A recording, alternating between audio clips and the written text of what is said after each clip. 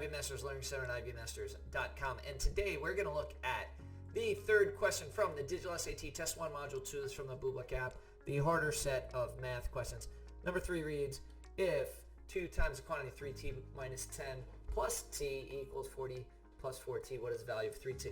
So one thing that you could do is you could plug it into Desmos. Now, if you plug it into Desmos, with the t's, it's going to give you an error. So if you replace each of these t's with an x, then you'll get it.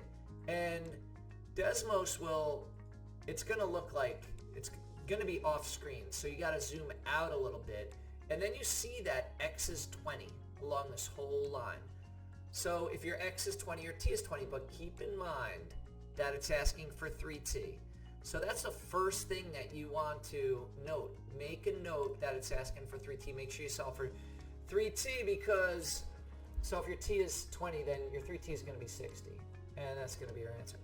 Now, how can you do it by hand? Now, you're trained in math class always to solve for t. That's why you really want to make sure you're solving for that 3t.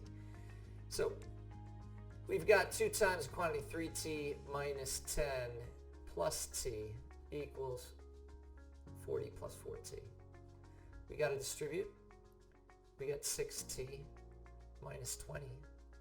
And we've got a plus t equals 40 plus 4t.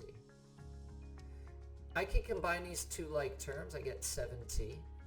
I could also add 20 to both sides. If you do this in 2 steps, that's absolutely fine. And so now my 7t equals 60 plus 4t. And then when I subtract 4t from both sides, this cancels, and I get 3t equals 60. And stop, because it's asking for 3t. You have your answer at 60. Don't bother solving for t. Thank you for joining us today. If you like this video, click like.